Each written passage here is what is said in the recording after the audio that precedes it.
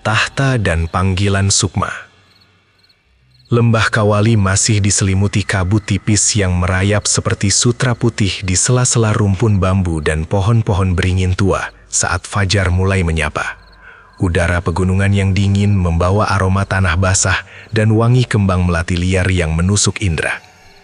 Di tengah keheningan itu, hanya suara gemericik air dari sungai Citandui yang terdengar, mengalun seperti nyanyian purba yang tak pernah usai. Di sebuah pelataran batu yang tersembunyi di balik rimbunnya hutan keraton, seorang pemuda berdiri tegak. Tubuhnya atletis, kulitnya kuning langsat khas bangsawan Sunda, dan matanya setajam elang yang sedang mengintai mangsa dari puncak awan. Ia adalah Raden Pamanah Rasa, nama yang kelak akan digetarkan oleh sejarah sebagai Sri Baduga Maharaja. Sejak tangis pertamanya pecah di bumi Galuh, takdir telah mengikatnya dengan benang emas kepemimpinan. Namun, ia bukan sekadar putra mahkota yang dimanjakan oleh kemewahan kain sutra atau hidangan di nampan perak. Ayahandanya, Prabu Dewa Niskala, adalah seorang penguasa yang memegang teguh Sunda Wiwitan dan filsafat Sang Hyang Siksa Kandang Karesia. Sejak usia dini, Pamanah Rasa telah dipisahkan dari kenyamanan peraduan untuk belajar di bawah bimbingan para resi guru di lereng-lereng gunung yang sunyi. Ingatlah, anakku, suara berat ayahandanya bergema dalam ingatan Pamanah Rasa saat ia sedang melatih gerak jurus maung yang gemulai namun mematikan. Seorang raja bukan dia yang paling tinggi tempat duduknya, melainkan dia yang paling dalam akarnya ke bumi. Pamanah Rasa mengembuskan napas panjang. Uap putih keluar dari mulutnya di tengah udara pagi yang membeku. Ia baru saja menyelesaikan meditasi subuhnya. Hari ini bukan hari biasa. Hari ini adalah hari di mana dua matahari akan menyatu. Kerajaan Sunda dan Kerajaan Galuh akan dipersatukan di bawah satu panji yang agung, Pakuan Pajajaran. Suasana di Balairung Agung Keraton Kawali berubah menjadi hiruk-pikuk yang tertib. Wangi kemenyan bermutu tinggi menyeruak ke setiap sudut ruangan yang luas itu, bercampur dengan aroma bunga sedap malam yang dirangkai sedemikian rupa. Para punggawa, bupati dari wilayah pesisir hingga pegunungan, serta para pemuka agama berkumpul dengan pakaian kebesaran mereka. Kain batik bermotif lokat mala dan ratu ratih membalut tubuh-tubuh yang tegap, sementara keris-keris dengan hulu bertahtakan bermata terselip gagah di pinggang mereka. Di tengah ruangan, di atas altar batu yang disebut Palangka Sriman Sriwacana, diletakkan sebuah mahkota emas. Mahkota itu berkilau tertimpa cahaya obor yang dipasang di pilar-pilar kayu jati berukir. Mahkota itu bukan sekedar perhiasan, ia adalah simbol beban jutaan jiwa yang harus dilindungi. Pamanah Rasa melangkah perlahan menuju altar. Setiap langkahnya terasa berat, seolah bumi sendiri sedang menimbang kesungguhannya. Ia mengenakan baju zirah ringan dari kulit kerbau pilihan yang dilapisi lempengan emas tipis, melambangkan kekuatan dan kelembutan yang menyatu. Di sampingnya, para pendeta Hindu-Buddha dan para tetua adat melantunkan mantra-mantra dalam bahasa Sanskerta dan Sunda kuno yang menggetarkan sukma. Dengan restu Sang Hyang Kersa, dengan restu para leluhur yang bersemayam di Gunung Agung, hari ini kami menyerahkan kedaulatan bumi ini kepadamu, ucap Resi Guru dengan suara yang bergetar karena haru. Tangannya yang keriput namun kokoh mengangkat mahkota emas itu.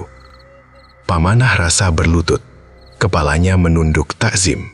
Saat logam dingin itu menyentuh ubun-ubunnya, sebuah sensasi aneh menjalar ke seluruh tubuhnya, seperti aliran listrik yang menghubungkan dirinya dengan tanah, air, dan udara di sekelilingnya.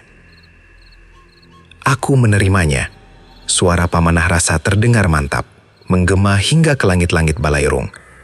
Bukan sebagai penguasa yang meminta disembah, tapi sebagai hamba yang bersedia menjadi tameng bagi rakyatku.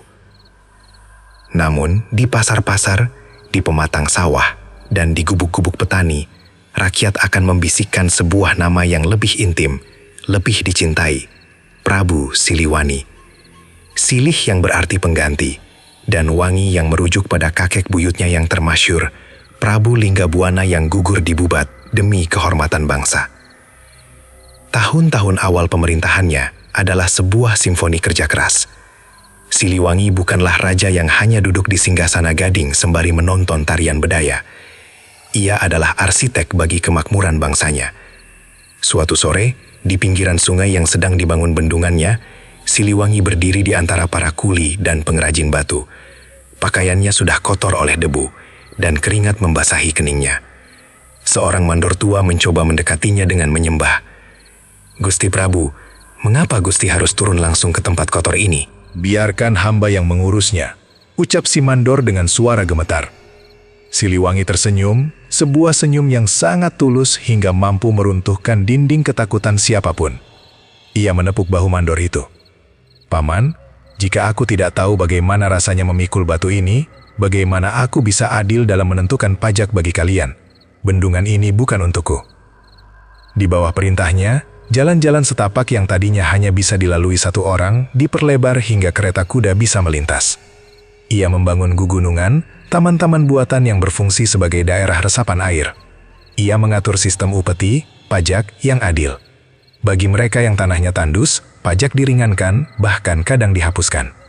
Ia membentuk Bayangkara, pasukan pengawal kerajaan yang tidak hanya ahli berperang, tetapi juga dididik untuk santun kepada rakyat. Perdagangan pun berkembang pesat. Pelabuhan Sunda Kelapa dan Banten dipenuhi kapal-kapal dari mancanegara, Tiongkok, India, bahkan dari tanah Arab. Rempah-rempah, hasil bumi, dan kerajinan perak Sunda menjadi komoditas yang dicari di pasar dunia. Meskipun kerajaannya sedang berada di puncak kejayaan, ada sisi dari Siliwangi yang jarang diketahui orang. Sisi itu muncul ketika matahari sudah tenggelam dan bulan mulai merajai langit. Malam itu, di Keraton Baru Pakuan Pajajaran yang megah, Siliwangi berjalan sendirian di taman batinnya. Ia telah menanggalkan semua atribut kerajaannya, hanya mengenakan kain putih sederhana. Ia memandang ke arah langit yang bertabur bintang, di mana galaksi Bima Sakti terlihat seperti sungai cahaya yang tak berujung. Angin malam berembus dingin, membawa bisikan-bisikan dari hutan yang mengelilingi ibu kota. Siliwangi merasa sebuah kekosongan yang aneh mulai menyelinap ke dalam relung hatinya. Semua ini, kemegahan ini, jalan yang mulus, bendungan yang kokoh, emas di gudang kerajaan. Ia bergumam pada diri sendiri. Ia teringat pada percakapannya dengan seorang pengemis tua yang ia temui di gerbang kota beberapa hari lalu.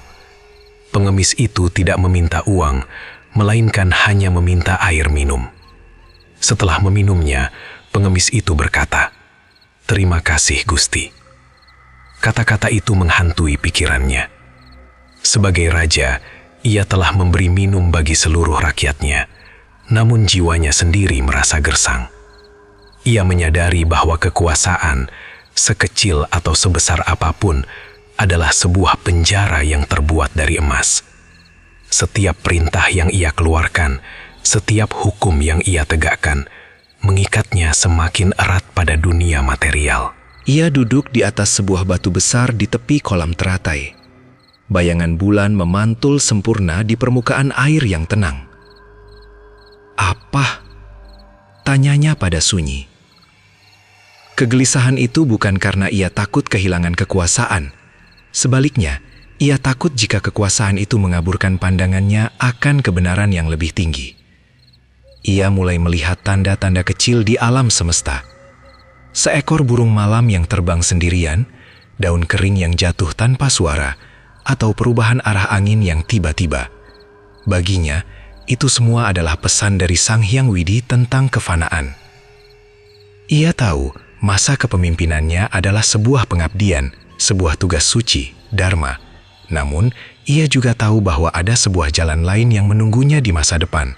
Sebuah jalan yang tidak lagi membutuhkan mahkota, tidak lagi membutuhkan pujian rakyat, dan tidak lagi membutuhkan batasan dinding istana. Siliwangi menghela napas panjang, menatap tajam ke arah kegelapan hutan di ufuk barat. Di sanalah, suatu saat nanti ia tahu ia akan kembali. kembali menjadi debu, kembali menjadi cahaya, atau mungkin kembali menjadi sesuatu yang lebih abadi daripada sekadar seorang raja. Namun untuk saat ini, fajar hampir tiba. Tugas duniawi kembali memanggil. Ia bangkit dari duduknya, memperbaiki letak kainnya, dan berjalan kembali menuju istana dengan langkah yang tetap kokoh. Meski hatinya kini telah memiliki sebuah rahasia kecil. Sebuah kerinduan akan pembebasan yang tak terkatakan. Di ambang pintu Balairung, ia bertemu dengan patih setianya, Ki Somadharma, yang tampak cemas menunggunya. Gusti Prabu, Anda terjaga sepanjang malam. Ada urusan penting mengenai laporan pajak dari pesisir utara yang membutuhkan persetujuan Anda segera, ujar sang patih sambil membungkuk. Siliwangi menatap patihnya dengan tatapan yang sangat dalam, seolah-olah ia melihat menembus raga pria tua itu. Pajak bisa menunggu 1 jam lagi, Somadharma. Patih Somadharma tertegun, bingung dengan pertanyaan junjungannya. Hamba, Siliwangi tersenyum tipis, lalu menepuk pundak sang patih. Baguslah kalau kau tidak mengerti. Mari, kita kerjakan urusan pajak itu. Langkah kaki mereka menggema di koridor istana yang panjang, memulai hari yang baru di tanah Pajajaran. Sebuah hari yang penuh kejayaan, namun perlahan-lahan mulai menabung benih-benih transformasi yang akan mengguncang sejarah di bab-bab mendatang. Kejayaan dan Sasmita Mandala. Fajar menyingsing di ufuk timur, menyepuh puncak-puncak gunung gede dan salak dengan warna emas yang luhur. Kabut tipis yang menyelimuti lembah Pakuan perlahan terangkat, menyingkap kemegahan sebuah ibu kota yang dibangun dengan visi seorang pemimpi dan tangan seorang pendekar. Pakuan Pajajaran bukan sekedar tumpukan batu dan kayu. Ia adalah detak jantung dari sebuah peradaban yang sedang mekar di bawah naungan Prabu Siliwangi, Sri Baduga Maharaja. Dari balkon tinggi keraton yang terbuat dari kayu jati pilihan dengan ukiran sulur-suluran yang rumit, sang Maharaja berdiri tegak. Angin pagi memainkan ujung jubah sutranya yang ditenun dengan motif rereng khas Sunda.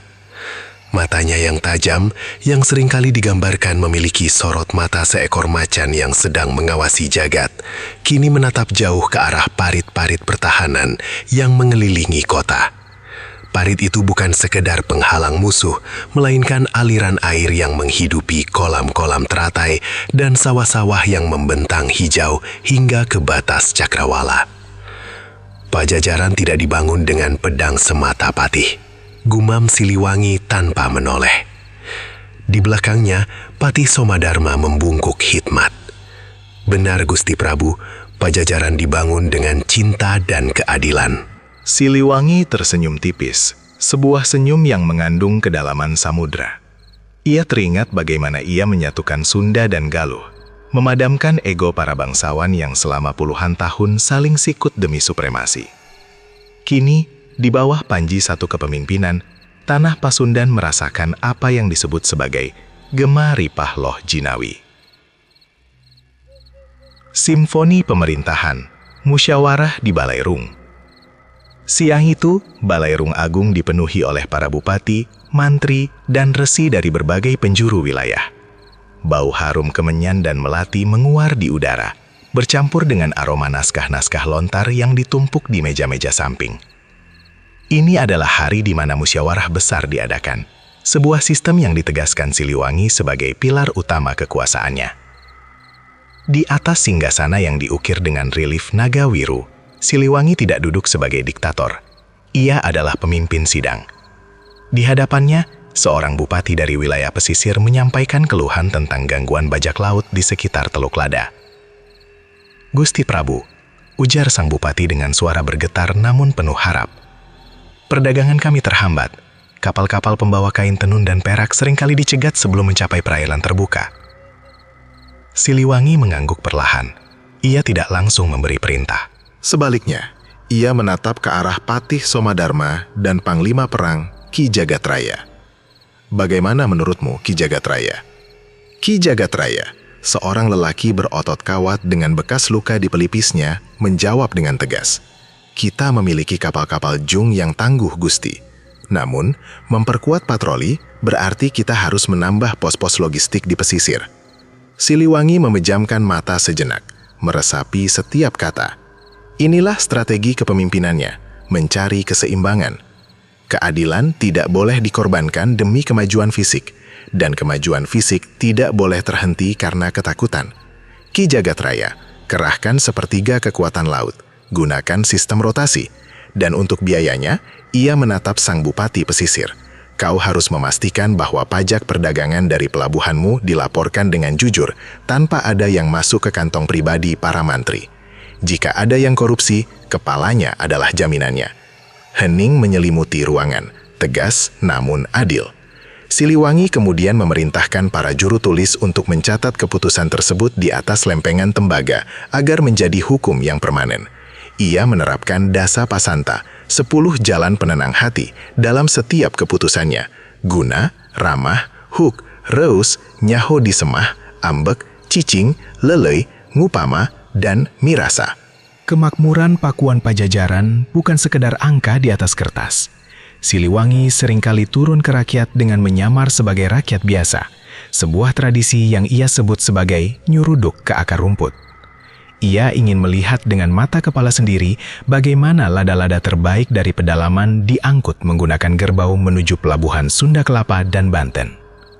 Di pelabuhan Sunda Kelapa, dunia seolah bertemu. Kapal-kapal dari tanah seberang, Gujarat, Tiongkok, hingga utusan dari kerajaan-kerajaan di Kepulauan Timur bersandar di dermaga kayu yang kokoh. Udara berbau tajam akan cengkeh, kayu manis, dan keringat para kuli panggul. Di sana, tenun Sunda yang halus dan kerajinan perak dari Galuh menjadi komoditas yang paling dicari. Namun, bagi Siliwangi, kejayaan bukan hanya soal perut dan pundi-pundi emas. Di sudut keraton, ia membangun sebuah perpustakaan rahasia yang ia sebut sebagai Sasaka Domas. Di sana, ribuan naskah lontar dan keropak disimpan. Ia mengumpulkan para cendekiawan untuk menyalin ilmu astronomi dari India, ilmu pengobatan dari alam sekitarnya, serta falsafah hidup Sang Hyang Siksa Kandangekreisian. Pada malam-malam tertentu, ia akan mengundang para pemain kecapi suling dan penembang.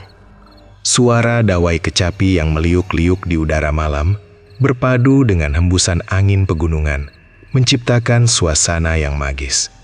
Siliwangi seringkali termenung saat mendengarkan tembang Sunda yang menceritakan tentang keagungan alam dan penciptaan semesta. Baginya, seni adalah cara jiwa berkomunikasi dengan Sang Pencipta. Budaya adalah akar, pajajaran adalah pohonnya. Ujarnya suatu malam kepada permaisurinya yang jelita, Nyai Subang Larang. Nyai Subang Larang yang memiliki pemahaman spiritual yang dalam, menimpali. Badai itu mungkin bukan berupa musuh dengan pedang kanda. Badai itu bisa berupa perubahan zaman yang membawa keyakinan baru. Pertanyaan itu membuat Siliwangi terdiam cukup lama.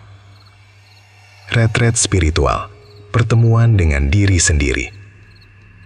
Seiring dengan bertambahnya usia kekuasaannya, kegelisahan batin yang pernah muncul di Taman Keraton semakin menguat.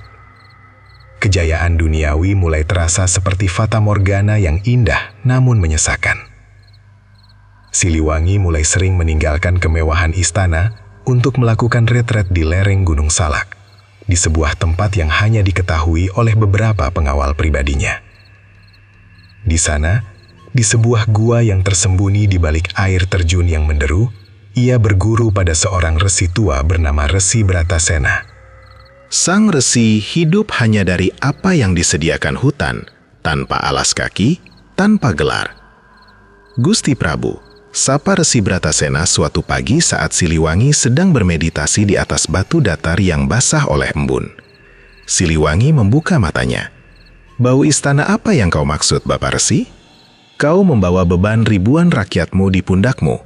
Kau membawa ketakutan akan kehilangan tahta di pikiranmu. Kau tidak benar-benar ada di sini. Kau masih berada di Balairung Agung, sedang berdebat tentang pajak lada. Tukas sang resi sambil tersenyum jenaka namun tajam. Siliwangi menghela napas panjang, Asap tipis keluar dari mulutnya karena udara dingin. Bagaimana mungkin aku melepaskannya? Aku adalah raja. Raja hanyalah peran dalam sebuah lakon pamanah rasa.